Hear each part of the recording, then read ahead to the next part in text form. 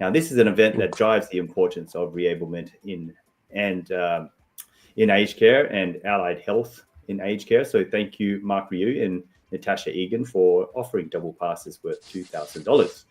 If you want to purchase tickets ahead of time, head to www.positiveagingsummit.com.au to book your tickets now. And if you do purchase the tickets but happen to win the double pass, I'm sure Mark has confirmed that he will refund your purchase. Now, let's get into the intro. So I'm Anthony Nguyen, host of the Pioneers in Aged Care podcast and aged care recruitment expert. If you're looking for a clinical or a management or an executive position in aged care, reach out to me for a confidential chat about career options or even about a spot on my podcast. Next, we have Robert Covino, founder and CEO of Mirus Australia, a leading voice in aged care innovation and data-driven transformation. He led the creation of technologies like Mirus Metrics and Care Minute Manager, and now Mirus Plus, an AI-powered platform uniting software and data to streamline everything from admissions to compliance. And rounding out our hosting crew is Owen Matheson, strategic connector and founder of Mission Critical Group. He works with owners, boards, and executives with a knack for connecting the right people, opportunities, and capital to unlock growth and drive innovation. He's a natural MC, and Owen will be guiding our conversations, keeping things insightful and full of energy. And our special guest for this week is Nikki Sloan, long-standing CEO of Community Industry Group, which is the peak body for not-for-profit community services across southern New South Wales. She's a prominent advocate and key media voice on issues impacting vulnerable people from aged care to homelessness. Nikki is a champion for social justice. She lends her extensive strategic and governance experience to numerous boards, including Warragul and RDA Illawarra Shoalhaven, to strengthen community organizations and support the families they serve. So, welcome, Nikki. Thanks for having me. Let's raise the roof for Nikki, as we do. Welcome, Nikki. I'm not going to raise the roof for myself, but I'll do it for anyone else. And we've been really looking forward to having you, Nikki. I've done my research on this one. I've gone through the Bed Block trilogy, part 1, 2, and 3. Amazing insights of the good work that you're doing at Community Industry Group. For those who don't know, tell us more. Let's start with a little bit of your journey of why Community Industry Group and why aged care, and then let's talk about Community Industry Group and why you do what you do. Sure. So how I ended up here is, that I'm not sure. I had an early career in the finance sector, and made my way into community services after I had kids and realised that the work I was doing had no soul, and I just wanted to do something that had. I hear you. Love that. From the dark side to the light. Yes, and brought my marketing experience with me to the community sector, where none of that finance or marketing past has ever, gone astray. It's always been useful. I can see you brought it with your colour game right there. After working in a range of community services, I just found that I have a passion for policy. I think we need to be hard on systems. We need to stand up and speak against systems, and we need to be strong, positive voices for people. So that's how I ended up in a peak body, which is a generalist peak body, quite different to a national or a state-based peak body, because we cover all, as Ant said in his intro, we cover the whole range of human services across the whole of southern New South Wales. Anything south of Sydney, right down to Victoria, we cover those areas. Is that all? Just a couple of lectorates as well in there. I'm sure you could do more.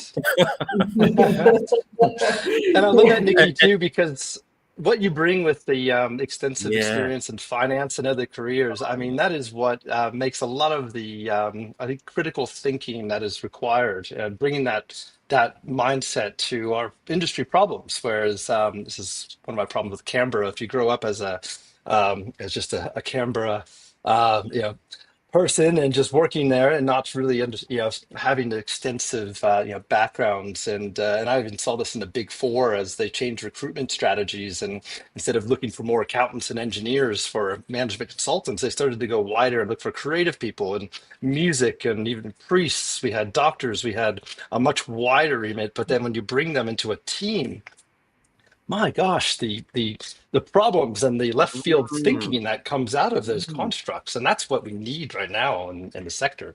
So well done. And speaking of that, it is incredible. Nikki sent me a list and she said, oh, yeah, humbly, we formed this interagency task force around this little issue called bed block. Well, first thing, it's not a little issue. It's one of the biggest issues for aged care right now, and it's at a fever pitch in the Illawarra Wollongong region. So you'll talk about that across your trilogy, and we look forward to your insights there. But the other thing is that it's what was I going to say? The bed blockage issue is a big one, but the size of the task force that you've pulled together. Nikki said, I'll just send you an email and you can tag a few people in the post. This Excel spreadsheet came through with 70 names. Wow. So I almost got RSI yesterday typing in all of the different LinkedIn profiles, trying to tag everyone. So thank you, Nikki. I'm recovering slowly. But, well, I can see you can still raise the roof, so you're okay. But that is amazing. I mean, tell us about that journey of pulling together an interagency task force of that size and who's involved and why. Yeah, sure. So I'll just go back a couple of years, and I took a sabbatical, as I said earlier, and went and worked on the establishment of Ageing Australia. And while I was there, I noticed the talk about bed block at a national level was starting to emerge, but all the talk pointed to Illawarra Shoalhaven, which is a big part of our region, being the worst in the country. And so when I came back, I started to ask questions about, well, who's doing something about bed block in our region? Because indeed we are the worst. You're right, it's a critical issue. It is emerging right across the country. We know now 2,500 people bed blocked right now. Wow. But yes, we were right at the pointy edge. And when I started to ask, well, you know, I spoke to the New South Wales Health Minister and the CEO of our local health district and said, well, what are you guys doing? And all they're doing was trying to find a bed for people. You know, that's all they could do about it. I went to the aged care sector and they didn't really know about the issue. So I just thought, well, we need to kind of bring some people together to see how we can work on it together. And that was the start of the task force. Little did you know how big that journey would become. No idea. We sort of invested a bit of our own money to start off with. We got the fabulous Mark Sewell to come and join us. We will raise the roof for the fabulous Mark Sewell. Mark, yeah, absolutely. He is our guest next week, and we are looking forward to a part 2 of the Bed Block series. So with Mark, you know, we did some initial research and we identified that really there were 3 things that we needed to do. Well, actually more, but we sought some funding and we got funding to do 3 things through the New South Wales Department of Health. And one was the task force to bring together, and it's our choice who we bring in. And so every time we see a gap, we bring in a new person. So it is big. It is. That explains the breadth. Yeah. Wow. But that task force, it's critical that the people who are in that task force are the highest level decision makers. So it is people like the Minister for Health. It is people like the CEO of the local health district, but the Minister for Planning, because as we found out, there were Paul Scully or Paul Scully. Minister Paul Scully. Yes, absolutely. He's fabulous. Thank you, Paul. We will raise the roof for Paul Scully. It's a big help. I will absolutely, because one of the first things we said to Paul was, we had big developments in our area that never made it through council. For various reasons, they didn't make it through. One was indeed a Warragul project. 8 years of trying to get it through would have been a large residential aged care facility. In the end, couldn't get it through. Sold it. It's now a beautiful car yard, but not a great place for people to live. Isn't it amazing how things turn for the good?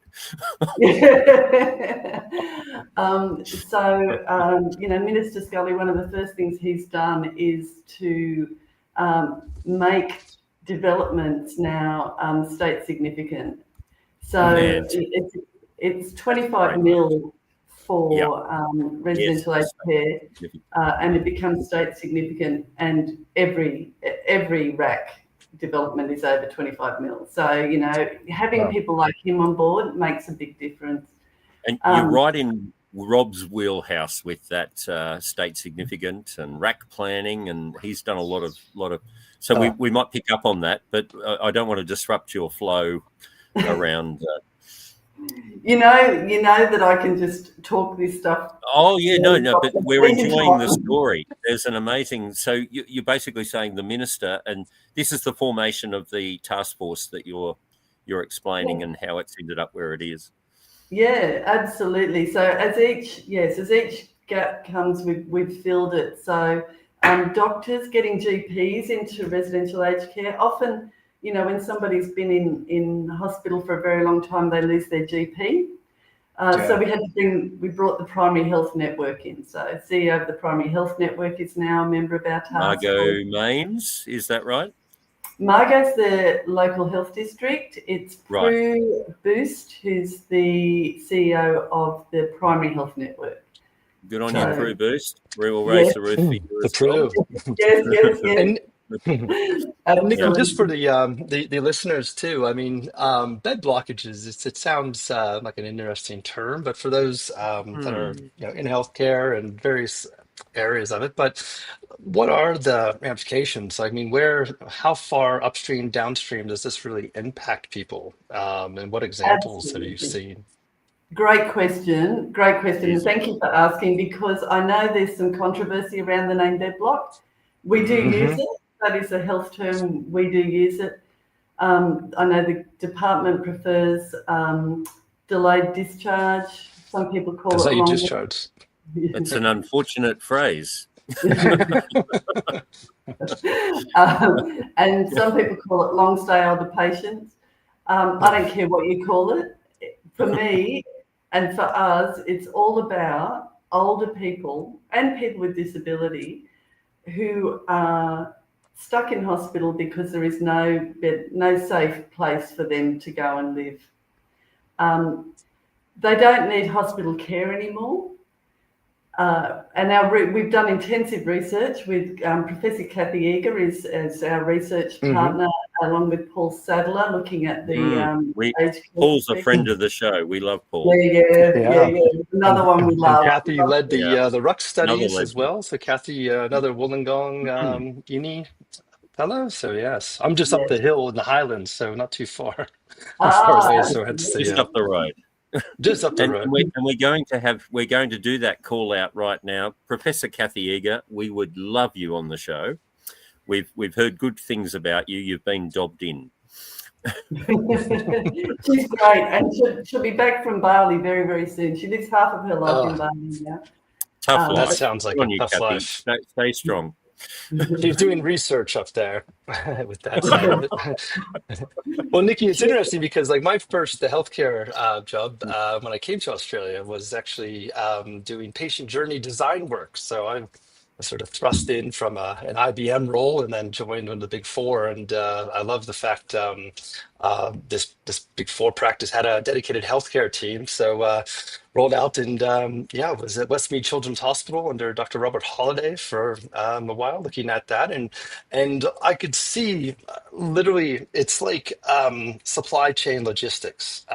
Some of the backups happen from something as simple as a surgeon not inform a family that's driving in from Dubbo, to then admit on a Friday that the procedure's been moved to a Tuesday. So they've been admitted, but now they're in the hospital, and that is effectively part of the time clock on it. But then those little nuances and ripple effects that sort of gravitate out, it just goes all the way through to even one of colleagues I was speaking to was telling me his mother has had a cancer procedure like delayed now for months because of this this event, and it is, I would say, it would be a procedure that is of urgency, but it's just of a critical nature now. So that was a new, I guess, eye-opening, and it made me reflect more on just the little efficiency items and how small they can be. But I guess that's how complex this problem is, isn't it? Or what have you found in a lot of this research around the long, delayed stays for that? We've researched now about 1,150 older people. We found that the average stay in hospital for a regular person is 4.5 days. For an older person, it's 66, and that's average. Way too long. Yeah, they go up well in excess of 400 days for some people with very complex issues. We know now that it's 32 days before they're even getting an ACAT assessment. And then from there, it's an average of 34 before they're able to find a residential aged care. Explain an ACAT assessment, just for those who might not know, for whatever reason. Oh, yes. So that is an aged care assessment. So that is really looking at somebody who is going to need support when they leave the hospital. An ACAT assessment generally is done when we're going to move them into residential aged care. So it does tell the kind of care that they're going to need, and whether they actually need residential care with 24/7 supports around them. I'd like to jump there in BedBot Part 3 for those who are staying tuned and want to engage. Tanya Southworth and her amazing team with the STARS program. We should definitely give a shout out to Tanya. Absolutely. Tanya. And the staff and the volunteers. Volunteers. 19 or 18 of them, is that right? Yeah, I think we're above 20 now, doing amazing. Wow, we've cracked the double digits, and it's amazing work they're doing. It's the first in the country, or one of.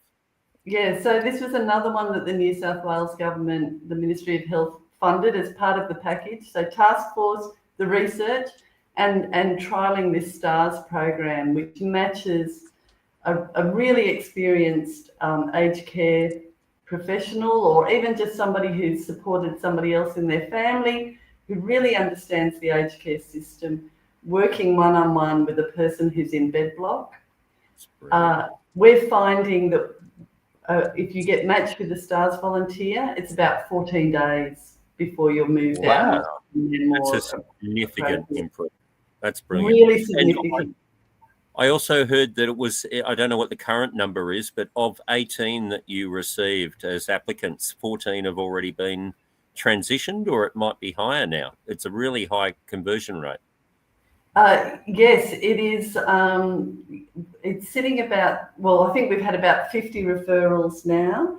And yeah, we're sitting about 65% within 14 days are out. We're getting all of our referrals out, but yeah, 14 days. Well, we are definitely going to raise the roof for the STARS referral team. Oh, that is 65%. Yes. They are batting well above the average. Yes, so Nikki, how do we do more of that? How do we help them more? STARS, what could be done, or what do you see? Because that's an amazing initiative with some great results. And look, how do we do more of that? One of the things, and because of all of the work that's been done in this region and with the support of our amazing local MPs, we actually got the aged care minister here earlier this week. Minister Sam Ray, Sam the Ray. new aged care minister. He's got a big job ahead of him. Did you go easy on him, Nikki? I'm always ruthless with ruthless with systems and kind with people. So we're very kind. So not the other way around. That's good. No. We're very kind with the minister, but we absolutely gave him some recommendations, and one of them is we said we need a national task force on bed block. We've got a proof of concept here in this region, but this is a national issue. It's only going to exacerbate. As Rob said, it impacts the people in the system, but it actually has a flow-on effect for the whole community and their health needs. And we said to the minister, you need a national task force to tackle this one. So this is the opportunity, Nikki, the call out. Who are you calling out about this national task force right here, right now? Absolutely. Minister Sam Ray, Minister Mark Butler, I need you to authorise this. You pull the people together. We can show you how it's been done in this region and how we could be doing it across the nation. That sounds like a fantastic opportunity for Minister Mark Butler to engage. We look forward to hearing from you, Minister, and your amazing team, because there's a really great model on the ground. You've already proven it up, that the interagency task force works. You've spent years filling the gaps to make sure that it's comprehensive. So you really believe that this could be quite easily replicated now at a national level? I do. I absolutely do. And we know that Minister Butler is the Minister for Health, Disability and Ageing, and all of those groups are impacted by bed block.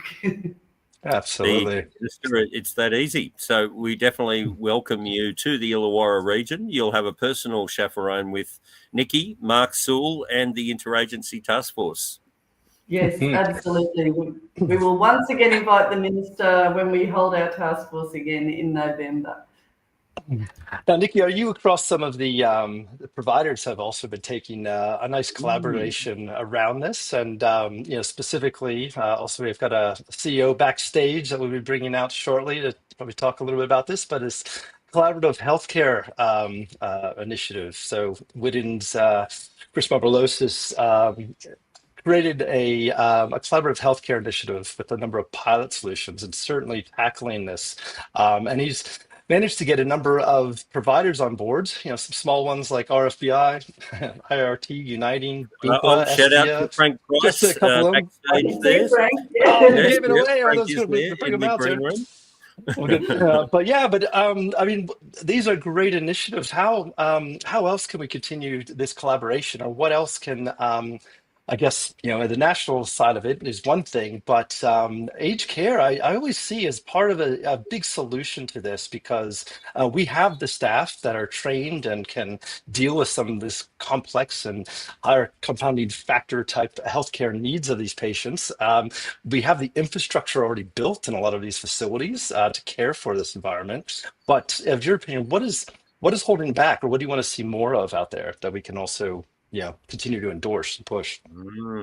Absolutely. And our providers, our wonderful members are absolutely part of the task force, have been from the very start, and have moved mountains to try and get more people out of bed block and into their homes.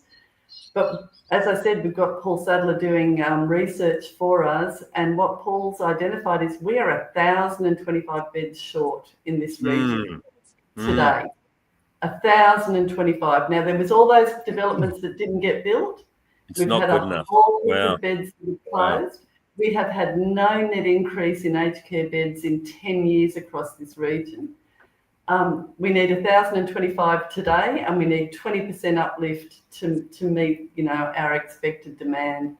And we know that's not going to happen in the short term. So our providers are doing amazing things to shorten the length of time between somebody departing and someone coming in.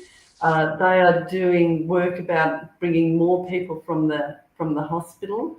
We next week start working with our home care providers to look at, well, how can we actually get people home safe and supported, either for the long term or even for the period that they're waiting for residential care. So they're not in hospital, so that they're in a better environment, so they're not getting moved around. I mean, if I tell you the patient journey, and I know this is something you've researched, their patient journeys are tragic.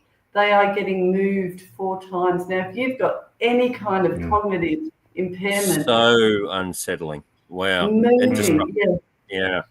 it'll exacerbate. It'll exacerbate my behaviours. Never mind. I'm feeling it right now, Nikki. That pure, tangible exacerbation. Margot Maines in the Bed Block Part 1 feels like a great movie series to watch, doesn't it? The trilogy. Bed Block coming soon to a cinema near you.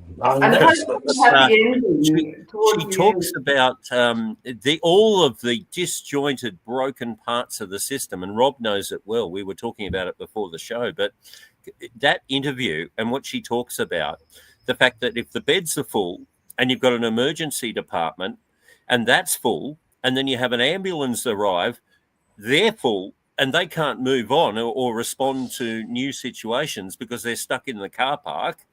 And then you've got the elective surgery turning up, and they're backed up behind the ambulances, which are backed up behind the emergency department, which are backed up behind the what do they call them? The intermittent surgeries or intermittent beds. Beds. Yeah. So you've got this compounding problem. But then you've got a really great, smart group of people that have worked out of 3,000 odd patients in your area, 2,500 are being seen now outside of the hospital. Yes. One of the great initiatives is the ACOS scheme, which is about trying to prevent people having, particularly older people, having to come to hospital. So it's an outreach scheme, goes particularly into residential aged care. If you've got somebody in your facility, you think they might need to go to hospital, instead the hospital comes to you. It is a brilliant scheme. It is so good. It is so much better for the older person not to have to go to hospital and be exposed to all of those risks that we have when you go to hospital, that's having a great success. So there are many elements to what we're doing to try and reduce the numbers. This is why we need that whole of community task force to address it. And correct me if I'm wrong, but there's 4,000 beds in your area, but you need 5,000. That's basically what the report from Paul Sadler is saying. Yes, we need 5,000 today. And growing. It was also saying that Wollongong is one of the faster growing regions for a number of reasons: retirement, cost of living, industry opportunity, etc. So that's compounding. I think you were saying at 20 or 40%. It's a big number, and so the gap's widening. So you really need this relief that's going to come through structural changes of moving from councils to state significant planning to free up the pipeline of beds needed. Is that? Yes, absolutely. We'll be doing a range of things to try and attract more residential aged care into our region. We're doing a FAMIL early next year. One of the issues, of course, Wollongong is a beautiful place to come and retire. The South Coast is a gorgeous place to come and retire. It's quite the scenic route, I must say. Yeah.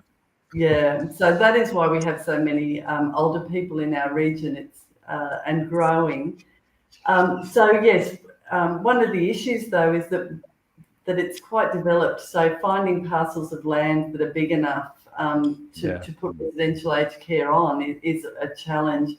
So we'll be doing a FAMIL early next year, looking at working with council and car parks, looking at religious institutions, because they typically have very large blocks of very well located land, and also bowling clubs and those kinds of facilities. How can we work together that we could perhaps be delivering both on the same side? We could easily have a council car park with residential aged care above it. We could have a bowling club with residential aged care above it. Absolutely. If you love we're just jumping onto the next part of sorry guys. We're jumping onto the next part of the show, guys. We've got 3 people backstage: Kim Davis, Frank Price, and Mark Sewell. Everyone gets about between legends. 5 and 10. All legends, 5 to 10 minutes each, depending on how many others jump on. Call to action for those watching. If you want to jump on with us, click that link. Link is right here. If you want to click that link, jump on with us. But yeah, first up, we have Kim Davis, a friendly face of the show. Hey guys, Welcome. From Townsville. How are you? Always Hot good to see you. Yeah.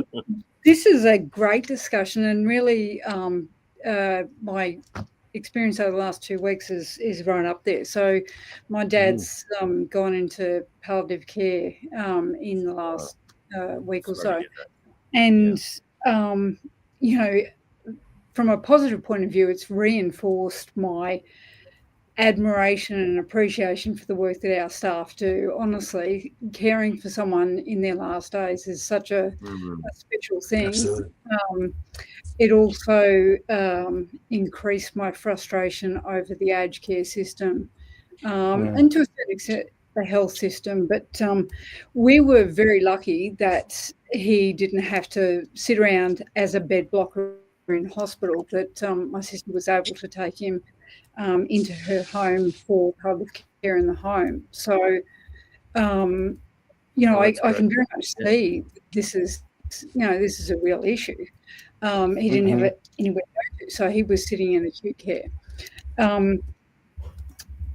We talked to, or the nursing staff talked to my aged care to see if they could hasten some home care for him to support my sister in just providing that day-to-day care. And we were told that he hadn't been sick long enough and didn't have quite the number of disabilities to warrant an urgent assessment. So, this sort of stuff is disgusting. But look, aside from that, I did have a question for Nikki. So with the upcoming supported home program and the single assessment service and the delays that people are experiencing, even getting an assessment, let alone waiting for home care, do you think that's going to have a negative impact on, or a positive impact on the numbers? Absolutely. It was one of our messages to the Minister when we met him on Monday, was our concerns about what's going to happen post 1 November. We've already got significant, as everybody has across the region, significant delays in getting assessments done. That's only going to get worse, particularly when the lack of flexibility comes into home care packages and the need for constant reassessment. So yes, that was a key part of our lobbying to the Minister, that this needs to be changed really quickly, because it's going to have catastrophic impacts in our region and in all regions, I would argue. We definitely feel for you, Kim, that you're having to work with a system that feels very inflexible in terms of dad's needs. That's quite ridiculous, isn't it, Nikki? That he doesn't have enough conditions to warrant support, that he's entering palliative. And as a provider, this is the first time I've been on that end of the stick, so I think it's probably enhanced my appreciation of the work that we actually do. But absolutely, and you mentioned the flow-on effect that bed block has onto the rest of the health system and elective surgeries. what we see is the longer people have delayed elective surgeries, that increases their needs and increases pressure on the services that we have to provide, with limited staff. So it really is an ecosystem. So I think the work that Nikki and the task force are doing is remarkable, and those figures that you're achieving already is that's amazing. It should be. Thank you, Nikki, and the task force. Yeah, we definitely raised the roof for you. And name the task force for it. It's the regional. Health and aged care. Yeah, regional health and aged care. Regional health and aged care interagency task force. There it is. Regional health and aged care interagency task force. It's that easy for those playing at home. One of those acronyms. It's better than I. Not easy for me. Your mission, if you choose to accept, to learn this. And you've got Kim, 70 people having to repeat that in their emails and voicemail. Absolutely. And Kim, thank you for. Kim raises a real issue because she talks about the work that she's been doing and her sister, and fortunately that her sister has been able to care for her father. But we are off to see the New South Wales Minister for Seniors and for Women, because we are arguing that this is actually disproportionately impacting women. Certainly, we know from our patient journey that it's disproportionately impacting older women in hospital, but actually also in terms of the family and the supports that are being offered as well. So we are off to raise that with the New South Wales Minister for Seniors and Women. I think. What are the numbers on that? Sorry, Kim, I do want to hear your response. But just paint a picture for us, Nikki. What's the disproportion to women there? I think it's about 78% of women who experience the bed block compared to men. And I mean, that's often, there's a whole range of issues behind that that we could really unpack around. Often, a wife being a carer for a husband, but then when the husband passes, the wife is sort of on their own, and that's, they end up not being able to go home. And certainly we know that men and sons can be wonderful supporters for their parents, but generally it is the daughters who take on more of that caring role. So I think it's Kate Carnell is leading a lot of discussion in that space. I think, is it the Violet Foundation or Kate Carnell? She used to be the ACT Chief Minister many moons ago. Yeah. But it's something I would recommend.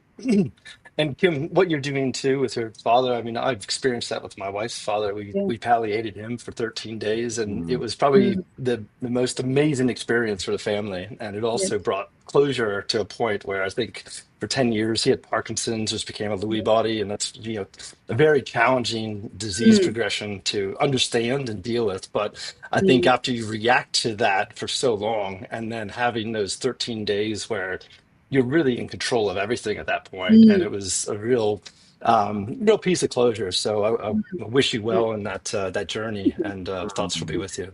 Yeah, please keep us posted on that journey, Kim. We want to see you supported, and I have no doubt Nikki and her team could potentially support you there in their amazing STARS program, which is really breaking new ground. And I believe Mark Sewell's a part of that STARS program. Is that right? Say bye to Kim. Raise the roof for her. Thank you.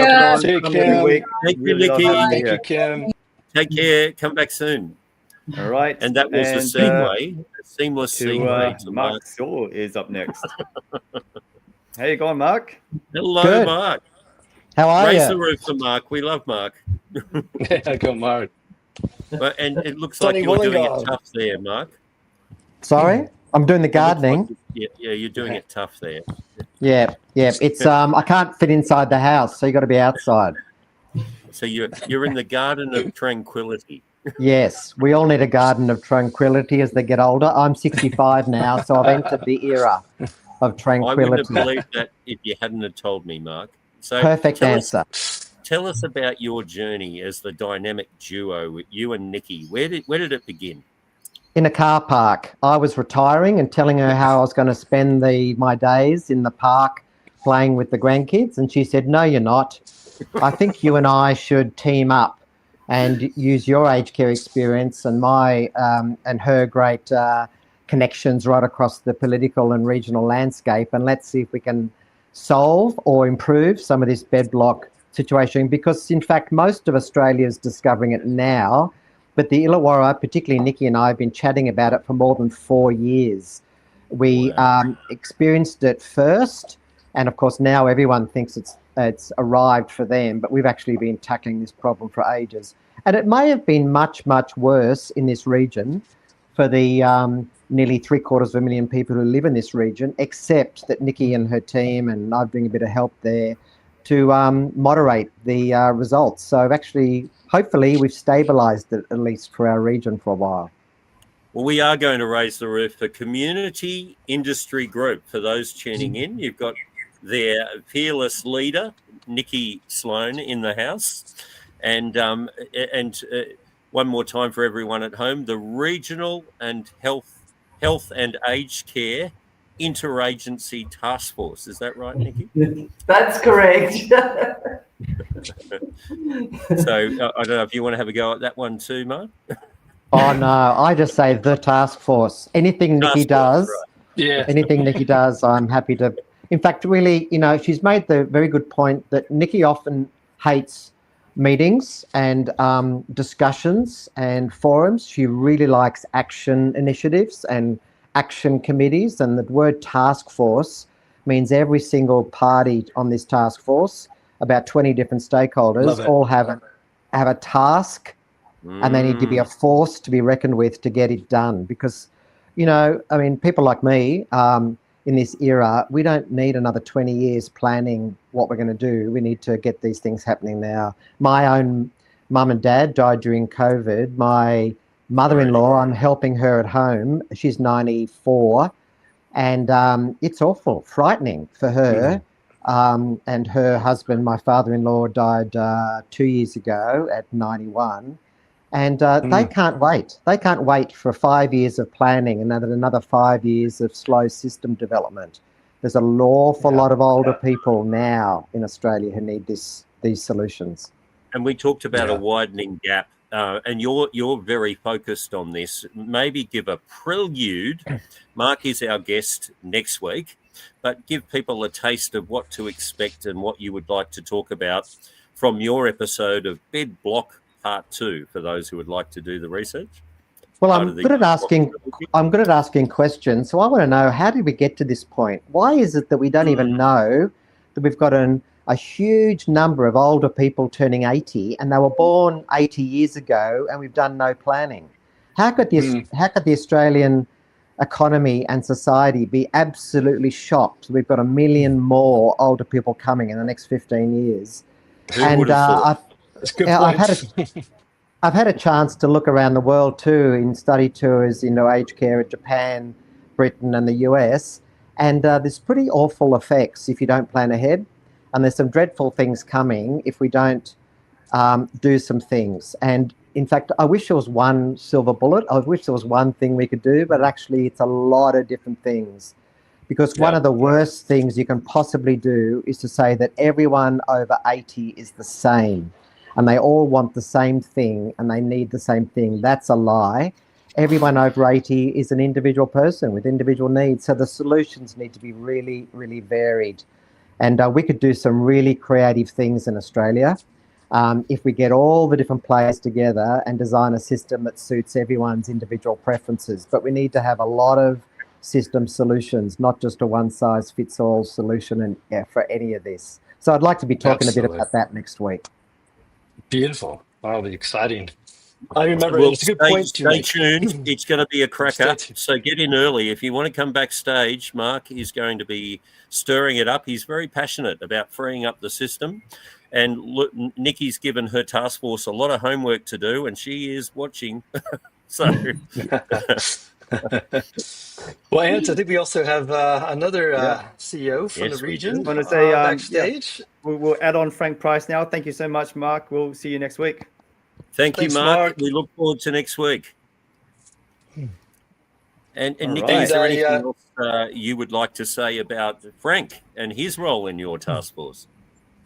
Well, I would say Frank is one of our fabulous aged care providers who's come together as part of this task force. They've shared their ideas, they've shared their experience. Frank was with us on Monday when we met with the minister and really spoke about his experience and his frustrations around developing more aged care in our region. But I'll pass it over to Frank. He says it far more eloquently than I can. So, Frank, this is a safe place. What would you really like to say? Firstly, I want to say I'm a Johnny come lately to the task force, so my involvement has been negligible. But with Nikki and Mark at the helm, I think it's in good hands. And I think if anyone can make change happen, especially with the challenges that the Illawarra is facing, these two people are the ones that will make it happen. And it was kudos to have the minister come and visit Wollongong. In fact, the facility that they came to was literally 5 minutes from my house, which was a bonus. That is. And did you have any hand in that, Frank? None at all. No. I was a guest, and I was a guest. But the challenge, all that way. The And I challenge. must say that the choice of venue was actually the choice of our lovely, wonderful local MP, Alison Burns MP. We should give a shout out to Alison Byrne. I believe she's a Alison member of is a champion. Yes. the task force as well. Proactive.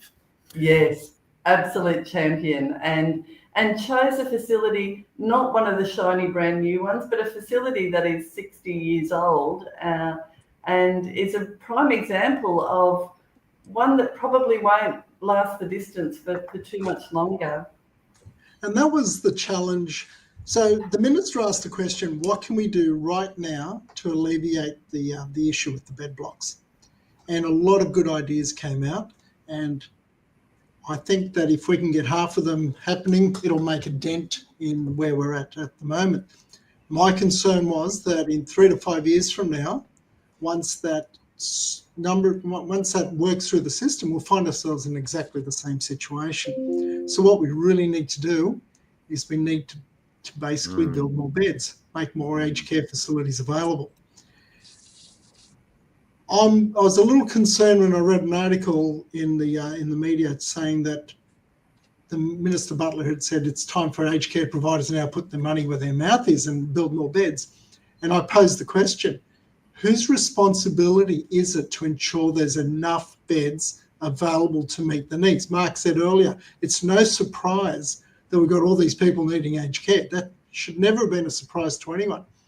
Is it the provider's responsibility to go and build more beds? Or is the provider's responsibility to provide good quality care to the residents who need it? Yeah. So we identified some of the challenges for providers. I mean, we at RFBI, we don't have a presence in not in the Wollongong area. We're down south in Berry. But we're trying to find, we're talking to a host of individuals we're talking to council on surplus land. We're talking to a church group. We're talking to state government. We're talking to individual landowners. But at the end of the day, we're up against developers. We're up against people with much deeper pockets who will make greater returns by building, a hit and run. Come in, build it and leave, sell it and leave. We're there for the long haul. Aged care providers are there for the long haul. So we've identified different ways in which the layers of government can work together to ensure that there's an inducement or an encouragement for providers to actually build. And one of the suggestions that came up, which I thought was fantastic and annoyed with myself for not coming up with it when I posed the question to the minister, and that was, when there's a new zoning or when there's a new development, you need to put land aside for parks. You need to put land aside for schools. You need to put land aside for different types of industries.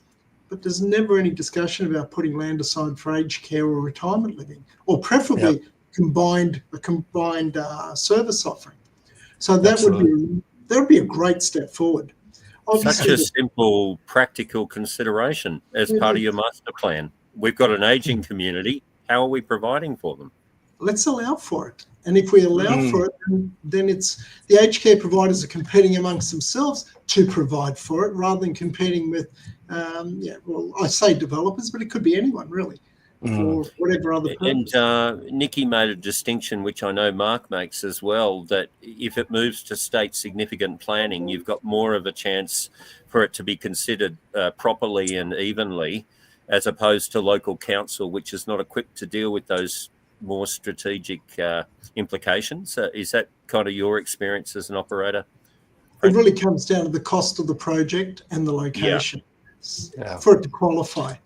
In our case, we've had mixed success. With some councils, we get through very quickly, and others we go to SSDA because we're hitting a brick wall when we try to go through the council. But the council still has quite an impact with an SSDA because they need to be considered. If they are against that proposal, if they have issues with the proposal, their issues need to be considered, and in many cases could delay the project.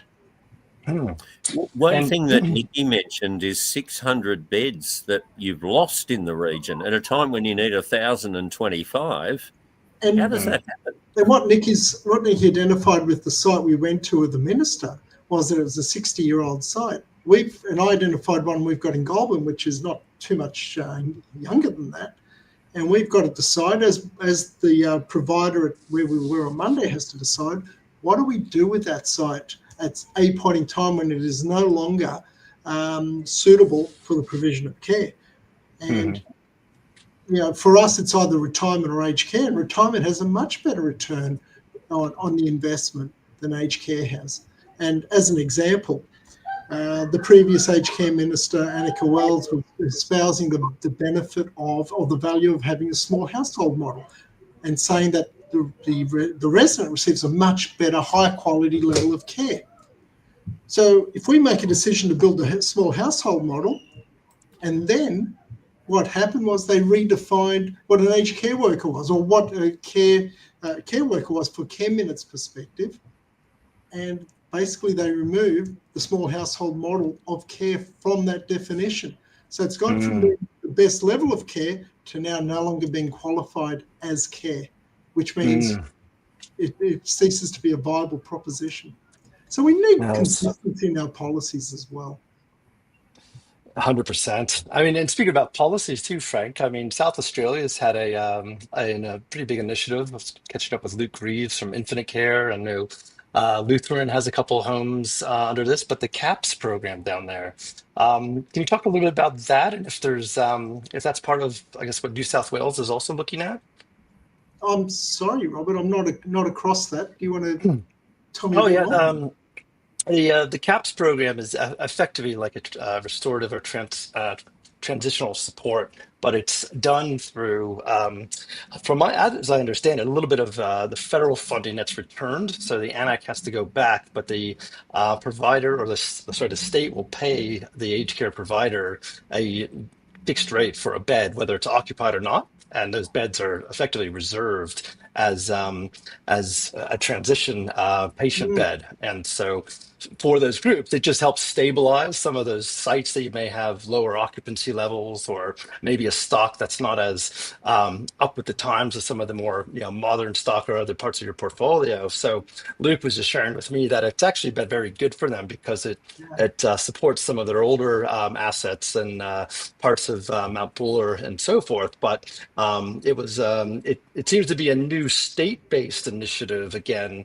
rather than a national coordinated, which Nikki was talking about just before you joined on that front. But I was wondering if there are also other state-based initiatives that you're aware of that the states are working on, but then ultimately this should lead to a national movement. We should standardize this approach. It has to be, but not to my knowledge. The challenge we would face in the Illawarra, in the Illawarra region, and Wollongong in particular, is that we don't have any spare beds. So even if we had the initiative in place, we're operating at 100% capacity. That's right, Nikki, with your experience talking to other providers.